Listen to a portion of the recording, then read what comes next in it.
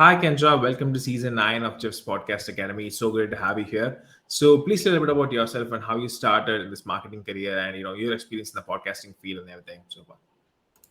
Thanks so much for having me. I'm super excited to be here because I do love podcasting and marketing. I've got over 15 years of experience in marketing and advertising. 15 makes me sound younger than I am. But I started in school. I majored in advertising and public relations and worked my way up at Chrysler to the point where I was the SRT marketing manager and then the Jeep advertising manager. And I loved it. At the end of 2008, they were offering people checks to quit their job. So I said, yes, please. And I went and found a job as the marketing director at HW Kaufman Group, which is an insurance wholesaler, and focused on business to business. I loved it. I loved the change. I loved the flexibility. I loved the fact that the basics that I knew and had applied at Jeep and that everybody sort of knew was was new and different to everybody at Kaufman. There weren't a lot of different, I'll say, policies and procedures in place for certain things, and I was able to create that and implement that.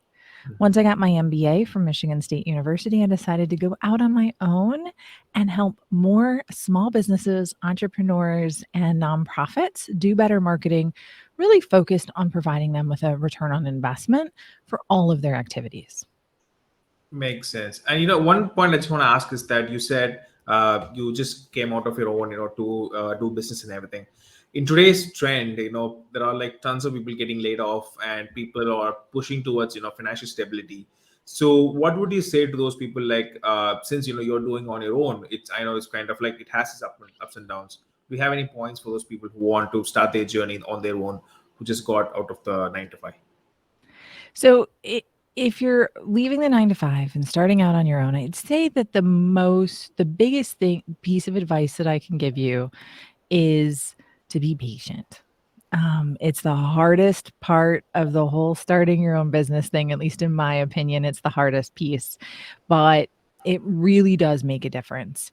A friend of mine told me it was going to take me about 18 months, which to really gain traction to the point where clients were coming back, and we were engaging in more and more things. And I would have to say that she's right on. Yeah. She was exactly right. Not that I wasn't successful in paying the bills before the 18-month mark, because the mortgage needed to get paid, right? But I was able to really feel confident in the fact that I was out there and engaging with people, and it really, really worked. And there's very few people that do what they say and do it well. So if you do what you say, follow through and do it well and have a little patience, you'll be successful. Yeah, and just to add that one point, I think the sentence that you said, there are only few people that do what they say and do it well, because it's just my perspective is that there's a lot of people who ask me, how do I grow my podcast, or how do I, grow my whatever thing that you're doing. They always say that that's a huge competition out there, but new businesses are like growing every single day, and you just have to do something different and something well from the previous market competition. I think that would really work. I mean, yeah, just at that point, I think a lot of people who are listening would definitely have an excuse. That's why. Yeah, Yeah, no, I agree with you 100%. Just do what you're going to do. Do it well, and exactly. everything grows. Great. So, just to enter into a conversation, about email marketing for podcasters. Now, I have to ask this question because there's definitely will be tons of Google searches for this. So, I have to put this at least for the SEO's sake. So, is email marketing, dead, or is email marketing not worth to pursue? For those people who are asking this, what are your thoughts? Okay. So I love this question because I get it asked all the time. Yes, like you said, there's tons of people typing is email marketing dead into Google searches. That's crazy. So email marketing is still one of the highest returns on investment that you can get. Depending on which survey you're looking at, it's $38 to $42 returned for every dollar you invest in email marketing. That's insane. Yeah. Nothing else gives you that return. And if you're listening to anybody that's saying that email marketing is dead, then they just don't know how to do it. or do it right. I think that's that's a nail in a lot of people's hands. Yeah. Uh, But I think it's not easy. hmm, Email marketing. It is hard. It's hard to work on. But I think, you know, not everybody checks their notifications to see that you released a new episode of your podcast. hmm, Not everybody checks all of their social media feeds every day necessarily. hmm, Sometimes they're going into groups and other places, right? You hmm, can't control where anybody finds your information outside of email marketing. I think it's hmm. something like 98% of people check their email more than once a day. Yeah. That's huge, right? I mean, you've got a 98% chance that they're going to see your email.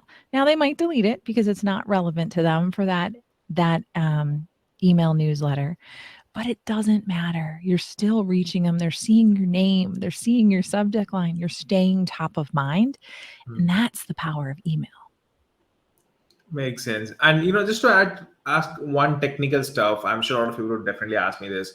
Um, how to actually make people see your email? So in what sense I'm asking is, it's a lot of ways that it could go to spam. It's a lot of ways that if you're emailing, I mean, it doesn't necessarily have to be cold email. For podcasters specifically, that if they have to mail a potential guest, or it might be a potential sponsor, so to not go to spam, what do you say? Is there any technical side for it that as podcasters we can actually remove? Yes, there is a technical side that really, really helps, in my Hmm. opinion. So, a couple things. One, do not use the same email system that you're using for your regular business emails for your email marketing. You Hmm. want to use an email marketing system that's going to keep you compliant. These keep two different IP addresses and things like that, and it keeps your regular emails from going into spam and junk, which is good, right? And then the other piece of it, first, email marketing should be permission based. People should opt in and sign up for Hmm. your emails. That's important, and that's first off, right? And then when you move on to like the technical pieces, Hmm. all of the major email marketing systems have something called DKIM or authentication. If you Google it on their help sites, they'll give you the instructions, and they make it super easy because they want your email to make the inbox, right? Hmm. So there's a DKIM key, and what it is, in my words, is magic. So what it tells people is when your email newsletter, your Hmm. podcast newsletter, goes to someone's inbox, Hmm. their system sees this text at the top and says, "Is this really from Kendra?" Okay. Well, I don't know if it's really from Kendra because this doesn't look like it's coming from Kendra. And so what it does is it sends a little message to your server, to your DNS, and it says, "Yep, it matches, all good. This is really from Kendra," and it puts it in the inbox. Hmm. Now, that's not going to get you out of the promotional tab of Gmail. I'm not a fan of Gmail, but it will keep you out of spam for the most part. Again, as long as you're doing permission based, add a little bit of the code and do the authentication, and you'll be well on your way to making sure you stay out of the spam and junk folders. Understood. And just to add to that point, I think there is this thing called GDPR, or some compliances, because I tried this tool called I forgot, Sendinblue or something, some Mhm. related name was that, and we just it was just a test that we want to see how putting bulk emails out and see whether it's working or not. The one issue I found is that each country has a separate compliance. Like if in Australia they're very strict, they can literally sue you for sending a cold email, without any proper stuff. And for same for the UAE and for US and a lot of other regions. So for those podcasters, who doesn't actually think of this, can you give them like a small warning, like please think of this before Oh, yes.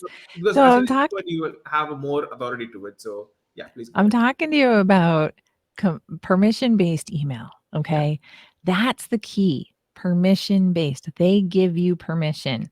If it's explicit permission, so they signed up and filled out a form, great. But there's also implicit, and that's where things get a little bit gray on whether or not they're signing up. Always have a way for people to opt out or not sign up for your email newsletter in any type of thing that they're getting.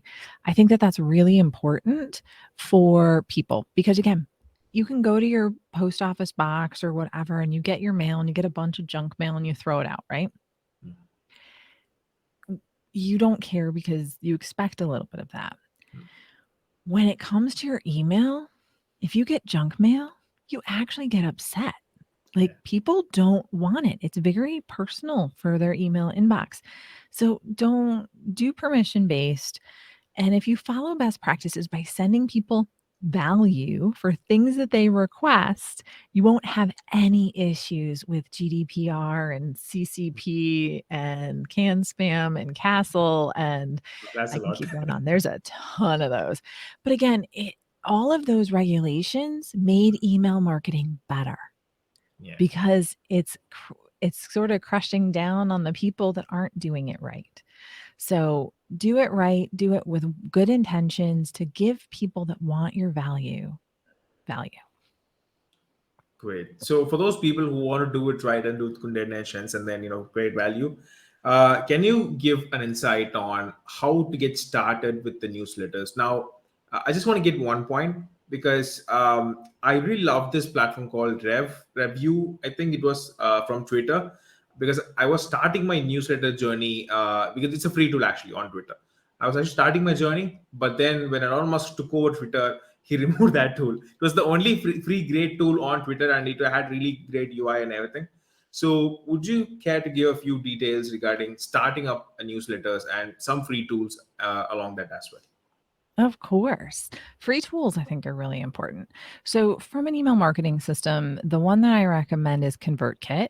ConvertKit's free up to 1,000 subscribers. Now, the only downside of it is that, like, there's some advanced features and things like that that it doesn't allow you to do. But ConvertKit is free. Again, up to your first 1,000 subscribers. Once you grow beyond 1,000 subscribers, hopefully your email marketing system is bringing you in some money, and then you can go ahead and start paying for the service to get some more of the bells and whistles. So that's first from a free standpoint. The other thing is people like to read stories. People like to hear stories. People like to have insight. So if someone's listening to your podcast, they want to hear what you have to share, right? I mean, you share a bunch of information on podcasting and podcasting related resources. People want that if they have a podcast. And so by emailing them, you're not bothering them. You're actually giving them what they want. And if it's valuable enough for you to create a podcast episode about it, right, then it's valuable enough for them to hear about it. So share that story, share that information. When you're talking about the fact that you had a newsletter and you started a newsletter and what system you used, that's a great introduction for what that did for your listening rates on your podcast. Now, for me, when I started promoting my episodes on my podcast through my newsletter, my average listens went from 18 to 40. Wow. That's like, I mean, yeah, 40 is not huge, but still, it's pretty big with all the choices they have out there. That's because I was reminding people and they wanted the value I was providing on the podcast. And I think reminding people is huge. My number one podcast episode so far, another woman who was my guest on the podcast shared it out to her newsletter. I gained a ton of subscribers, but also her episode is the number one most listened to. So between both of those pieces, the value that I added by interviewing her and to her audience who wanted to hear what she had to share, which was awesome. And then the value that I'm providing to people by reminding them that the podcast is there, what the episodes are about, they click on it. It takes up everything related to the podcast. And it also drives people to the show notes, which is one of my favorite resources. Wow. I think it's really interesting that, so just one thing I tried, I think it relates to this as well. So when I was doing this podcast, I had a thing called bonus episodes where I had fashion models. So when I had fashion models, I don't know what's the reason. That one of the episodes that I did with the fashion model was the first episode that had 100 listens. None of my other podcast episodes ever did that. So I think the point that you mentioned, that when you guest share them in a newsletter, that is pretty great, because I've seen guys like Matt Diavella, Ali Abdul, these guys have like humongous newsletters. So if we interview them and they are sharing their own profile, we definitely will get a lot of listens as well. I think that's a pretty good point to show. And since we're talking about numbers, like you mentioned that around 50% of the listens were increased after sharing the newsletters. What would be the best metrics that because there are a lot of vanity metrics out there people actually go for, but when it comes to email marketing for podcasters, what would be the best metrics for them to look after? Okay. Do not look at opens. Nobody cares about opens. Okay.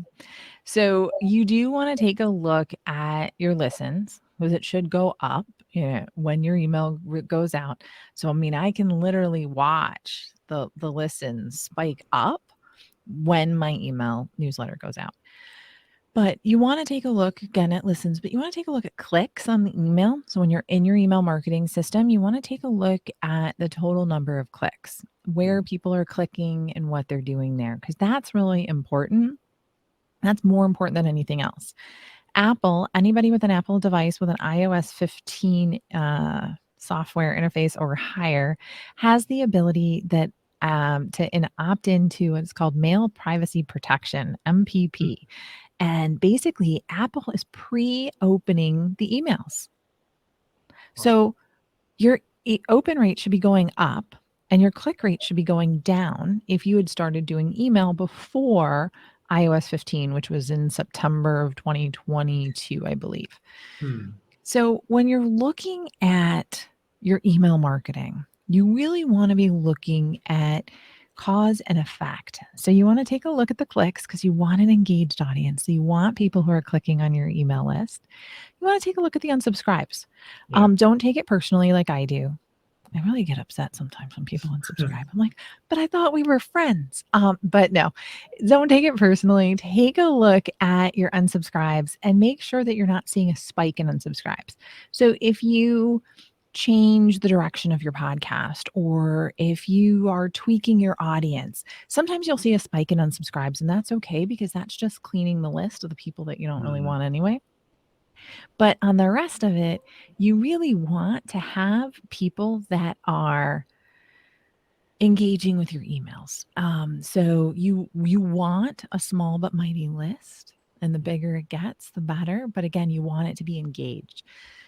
So taking a look again, clicks, your listens, and tying the two amongst each other, and then how many signups you're getting. That's another great way to take a look. So you want to see your overall list growth going up. So more people coming onto your email list than are going off.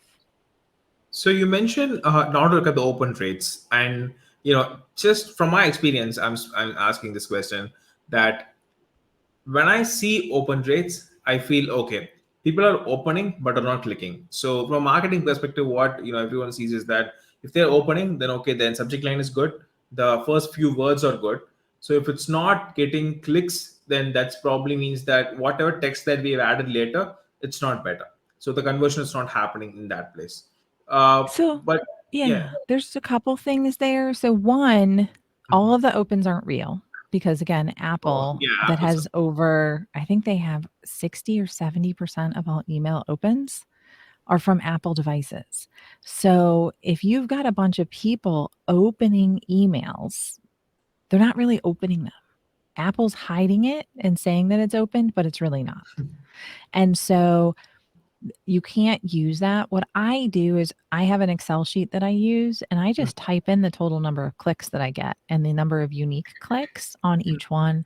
And then I track it against myself and use myself as my own benchmark. I want to be watching that go up based upon what I'm sharing. Cool. Yeah, I think that makes sense. And yeah, but I never thought Apple would be doing this. Oh, that's pretty creepy, actually.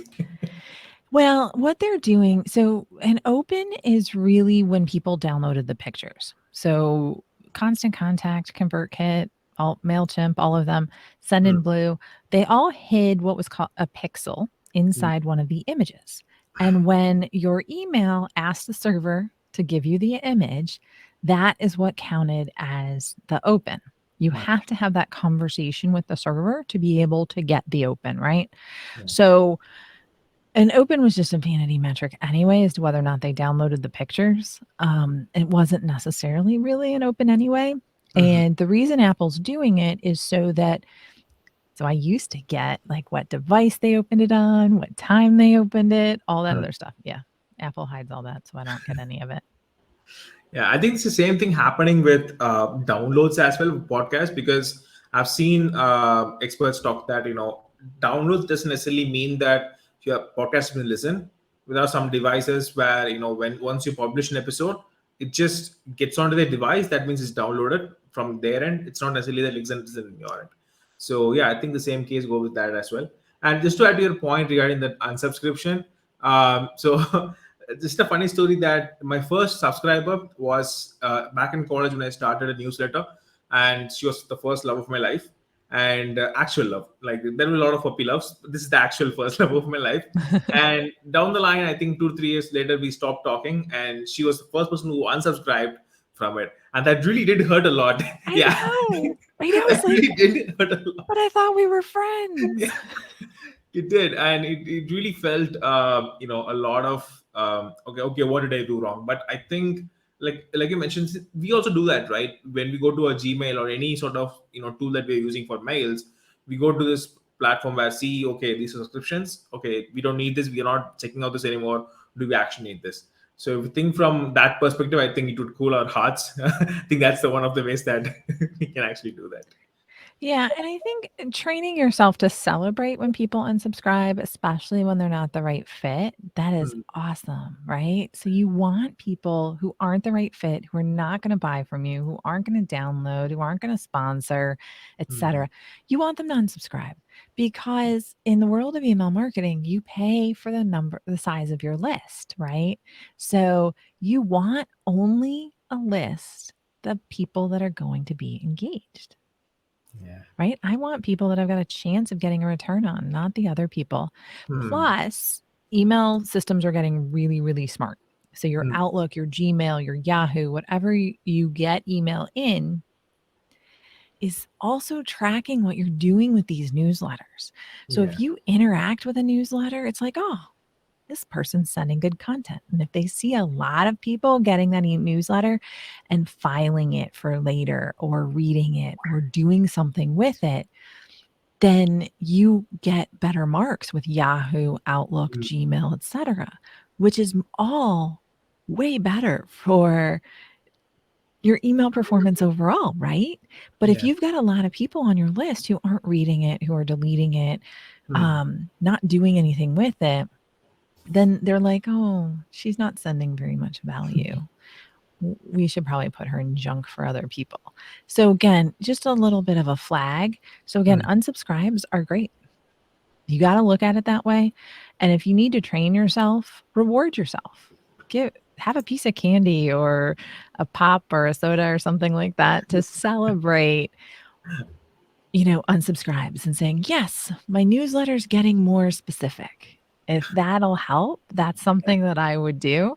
And again, it's just up to you and what it takes to get over it. But don't get me wrong. Every now and again, when I see No, someone's I name on think that list, I'm like, yeah, I think that's a really great perspective, to be honest, because a lot of people today on Instagram or any social media out there where algorithm pushes them a lot, and I've seen one guy talk where even if you have 500,000 followers and if you're trying to make a merchandise sale, you will not get one single sale done. That doesn't necessarily mean that your followers are fake, but they like your content, but they don't trust you enough to buy from you. So out mhm. of that, if 100 people are buying it, that's what your followers are. So this is something that's been talked like from way before as well. But since in today's world, even Adele, the singer, she also mentioned that if people are doing songs for TikTok, who will do songs for our generation and all those things. So yeah, I think that's a pretty good perspective. I'll definitely try to Well, make. and I love what you just said. So you just said, just having 500,000 followers isn't going to get you a sale. That's the same in email marketing. Mhm. So you want people that are going to know, like, and trust you. And that's the benefit of the podcast. Yeah. When people hear your voice, they build that know, like, and trust factor a little bit faster. And because podcasting is built on some consistency, right? So you can take time off, but you're usually fairly consistent when you're releasing your episodes. That's important. So people see that consistency, they hear your voice, so they feel like they're having a conversation with you. And when they do that, which I love, then they're starting to build that know, like, and trust factor a lot faster. So now they know you, they like you, you're consistent, they Yeah. feel like you're friends, and they're going to go ahead and trust you faster and then be willing to buy from you quicker. Yeah, exactly. I think that's a pretty good thing in the podcasting space as well. So just moving on to the final section, I just want to ask this. I always ask this guest out of the boss question. Is it morning or evening? There, what time is it? It is 11:57 a.m., so almost noon. Yeah, almost. Okay. So the question is, who was actually the last person that you made smile yesterday? Oh, well, there's only one person I saw yesterday, which is good. So that was my husband. So he was the last person I made smile. I did something stupid and I can't remember what it was. I think I walked into a table and he's like, he just started laughing and he's like, "So what did you do?" And I was like, "Well, my hair got in my face and I didn't look where I was going and I walked into a table." Uh, Interesting. Great. So going on to the last section, since we talked a lot about metrics and all the other factors, now we have talked about people who already have newsletters, or someone who want to start.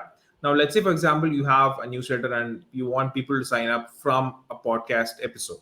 So basically, lead magnets and everything, right? So how would you say that? So for the listeners, at least, can you mention what is actually lead magnet and how do you insert that properly in a podcast episode? Great question. Okay. So a lead magnet is a downloadable. It is a free item, and free is the wrong word because people are paying for it with their email address. So it's a guide. It's 5 steps to X, Y, or Z. It's a checklist on things to do when you've got your guest on a podcast or something like that, or editing your podcast or whatever it is, whatever piece of value you're providing. So again, PDFs are the easiest. You can do audio files, you can do video files, you can do mini courses. There are 1.5 million different types of downloadables or lead magnets. So the biggest thing is that it's something of value. It answers a question that your audience is struggling with, and it gives them a quick win. Those are the important pieces of a lead magnet. When you put that together, then depending on if you have an interview show like this or a solo show. So if you have a solo show, it's really easy to add the lead magnet in the show notes, especially, or to work it into the actual show. So if you're going to talk about, so for instance, if I started talking about, let's talk about how to grow your list. I have a guide that's 7 steps to reach your first 1,000 subscribers. So what I would do is I would talk about some of the stuff that's in the guide in the podcast. And I would say, and if you want more details or you want to download this guide, just visit kendracorman.com/1000. And then I would say, download the guide for yourself. Because again, it's a free guide. They're paying for it with their email address, and it works in organically with the conversation. If you're on a guest show, though, there's 2 sides of it, right? There's the host side, which is your side, and right now I'm the guest. So sometimes podcast hosts will highlight your downloadable for you in their show notes, which is always a nice thing to have. But if you're the host and you're interviewing somebody, you want to be interviewing somebody on topics that are related to the stuff that you have in your downloadables to an extent, right? So if you had a checklist on getting a podcast started, that would be perfect. Hey, if you're looking to get your podcast started so that you can start marketing it with email marketing, then download my checklist to starting your own podcast. Whatever that happens to be. So if you think it through that way in terms of how does it correspond or correlate to the content that's being covered in that conversation, that's huge. Now, when I'm working on my podcast content, So my podcast has been around almost a year now. Hmm. And I started by just like randomly interviewing people. And then this year I started to theme the sections a little bit Hmm. more.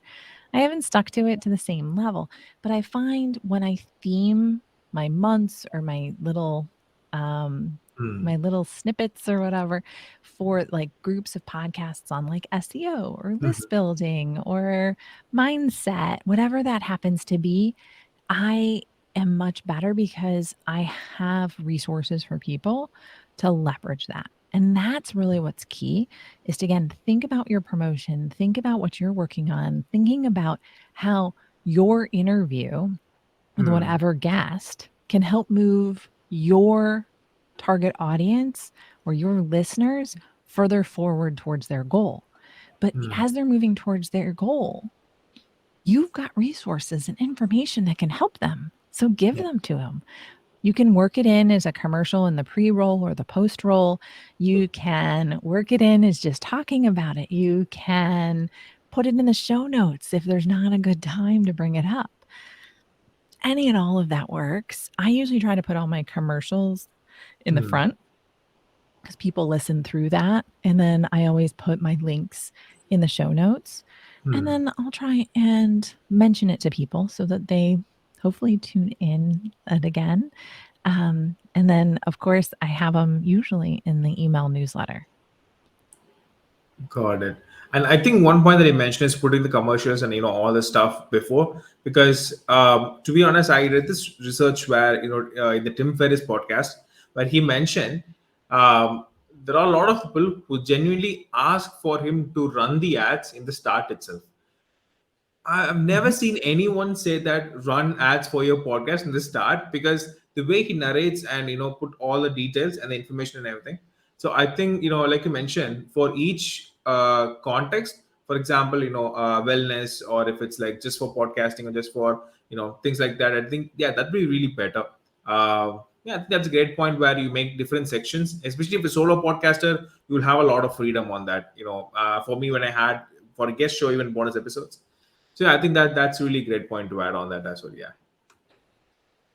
Great. So since we are talking a lot about lead magnets and everything is done, so just for the main event, which is the podcast newsletter itself. Now, I just want to get a perspective from a guest show, because I think a lot of people would want to start a guest show more than the solo episode at first itself. So, how do you structure a podcast newsletter for a guest show? Let's say this is the show. Okay, I'm going to run a newsletter for the first time ever. So, if you could give a step-by-step process, that would be great.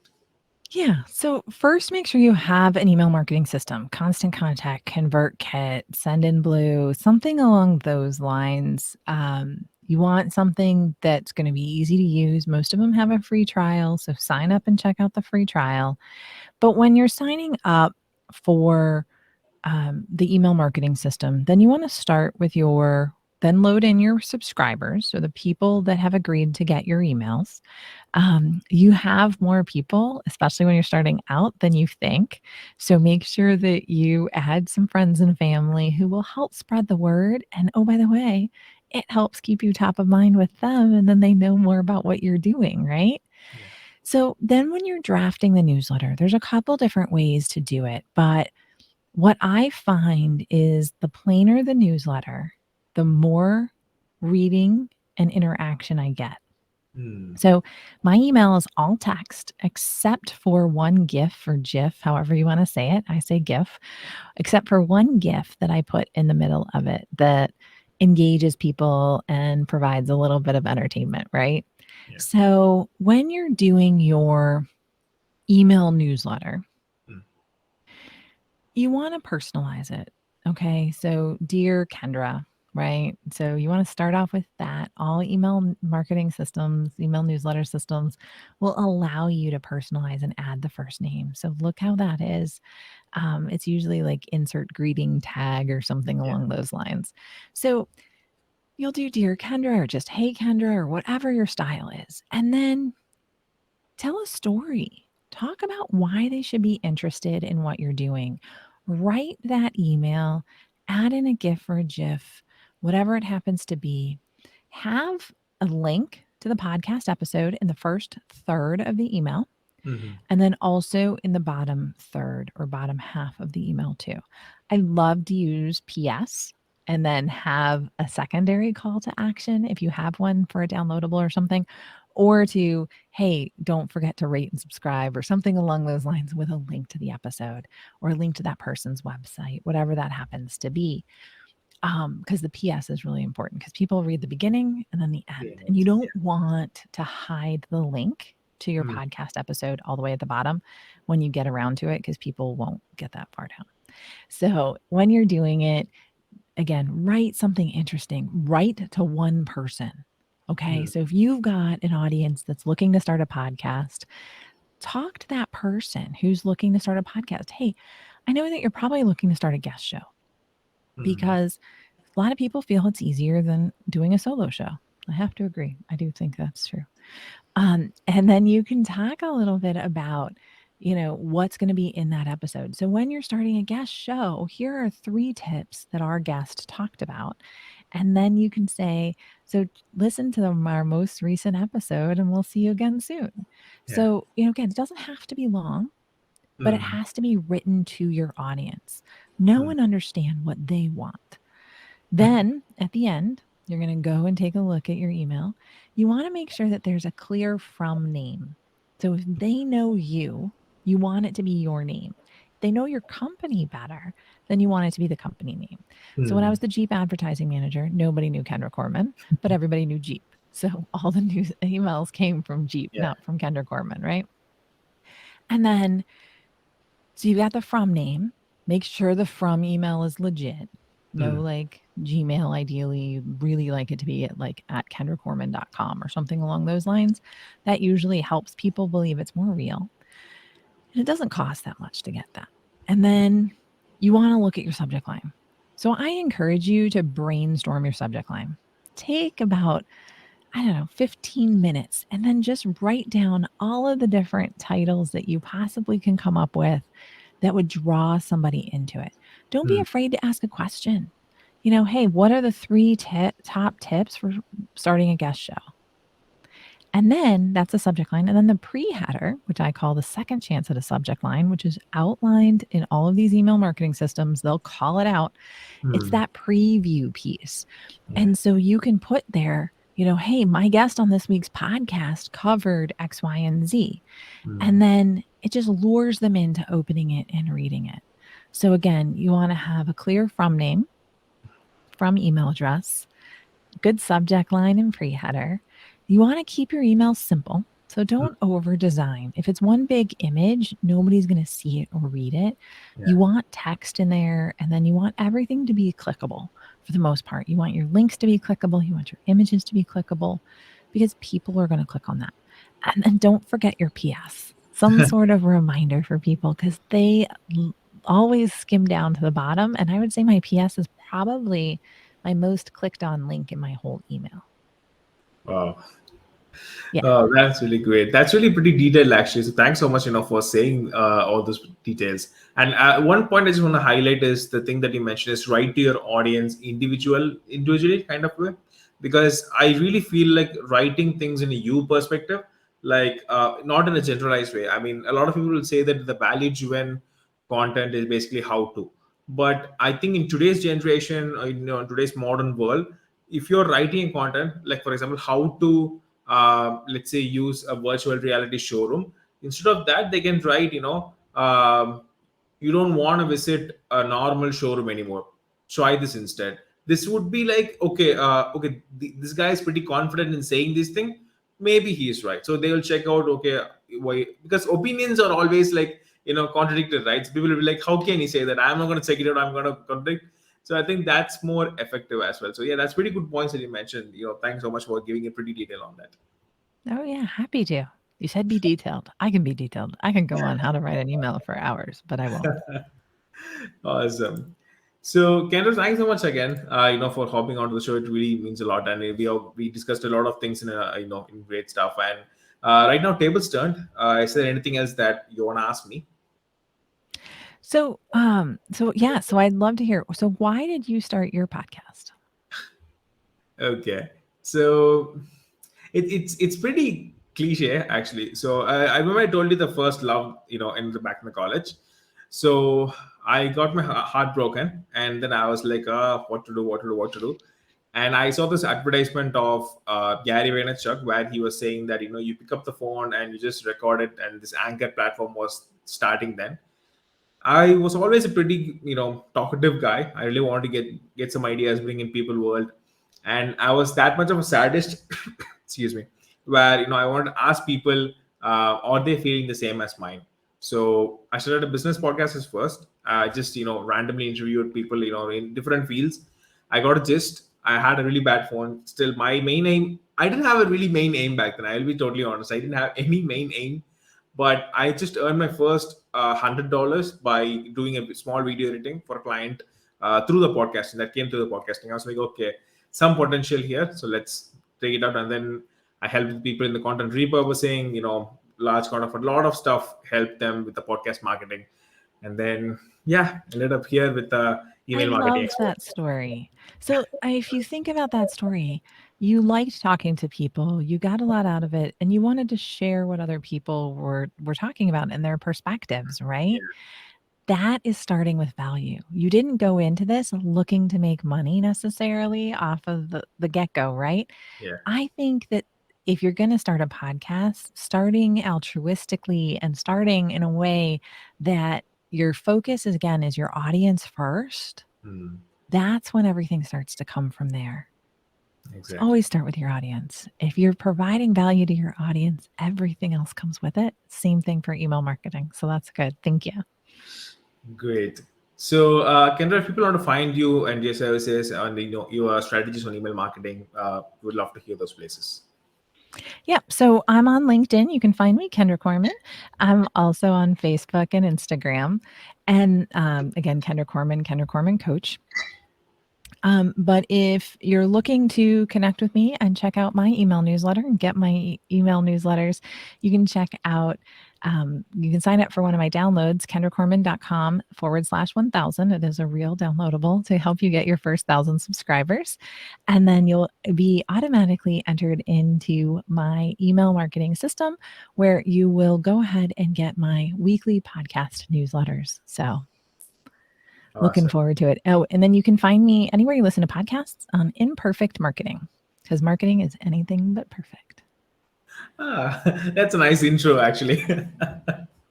Awesome. So, guys, I'll definitely link everything in the description below, so you can go and check it out. And in case of any questions regarding email marketing, you can definitely ping her. And again, Kendra, thank you so much, for hopping onto the show. And thank you so much for having me. It was a great conversation. Thank you so much. And guys, I'll see you in the next episode.